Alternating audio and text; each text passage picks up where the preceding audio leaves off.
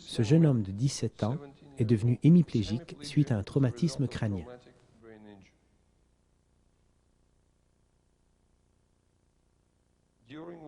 Lorsqu'il se déplace, son bras n'a pas de mobilité indépendante. L'omoplate est bloqué sur le côté de sa cage thoracique et le bras pend désespérément. Tout le côté gauche bouge en un seul bloc. Il n'a aucune contre-rotation entre le bassin et les épaules.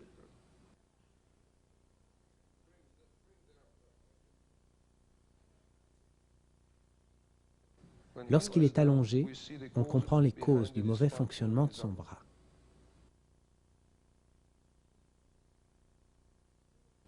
Le cou est protubérant, le thorax est profondément enfoncé, ce qui produit une forte rotation des épaules vers l'avant, surtout du côté gauche.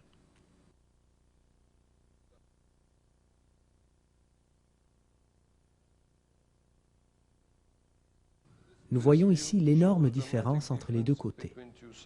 Le côté gauche de la poitrine n'a pas de volume. La clavicule gauche est affaissée et retournée, ne laissant pas d'espace entre le cou et la clavicule. Les omoplates ont glissé vers le haut et le côté.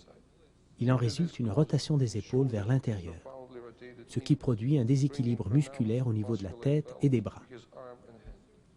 La déformation au niveau de l'épaule entraîne la déformation au niveau du coude et la déformation au niveau du coude nuit au fonctionnement de sa main.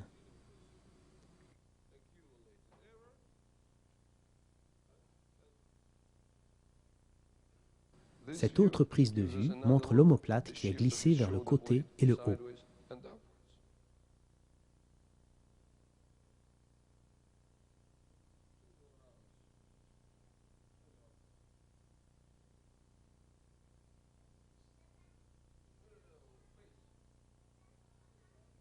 En tentant de se mettre à quatre pattes, il n'utilise sa main gauche ni pour s'agenouiller, ni pour se redresser quand il est sur le ventre.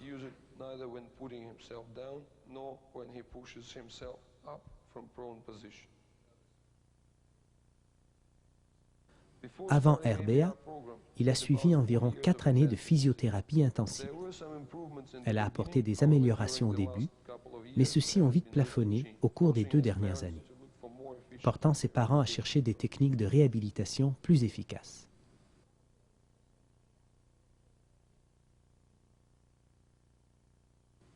Après 1300 heures de RBA, soit environ 2 ans, nous observons d'immenses progrès dans l'utilisation de son bras gauche et de sa main. À son arrivée chez nous, il n'utilisait jamais son côté gauche. Maintenant, son bras est assez fort pour supporter son poids et sa main s'ouvre quand il s'y appuie. La position des omoplates a changé. De côté et en haut, elles sont redescendues et revenues vers l'arrière du dos. Il peut maintenant allonger ses bras en position horizontale. La mobilité des jambes s'est aussi améliorée.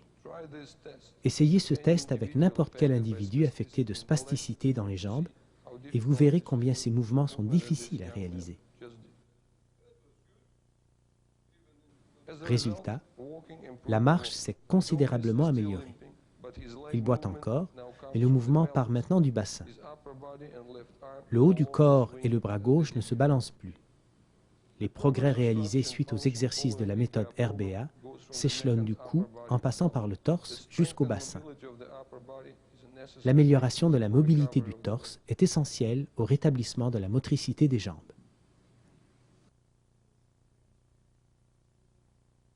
Dans l'avenir, pour ce jeune homme, plus la mobilité de sa ceinture pelvienne augmentera, plus sa démarche s'en verra améliorée. De nombreux signes positifs apparaissent déjà. Les mouvements de sa jambe gauche sont maintenant indépendants de ceux du torse. La longueur de ses pas a aussi beaucoup augmenté.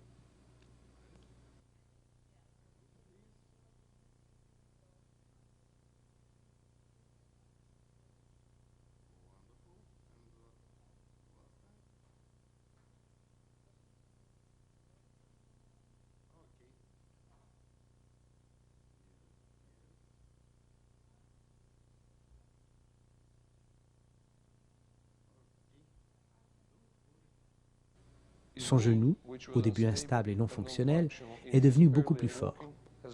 Il peut maintenant sauter sur sa jambe gauche sans avoir à se soutenir. Pour vraiment apprécier cette performance, demandez à un enfant spastique de faire la même chose. Vous constaterez vous-même la différence.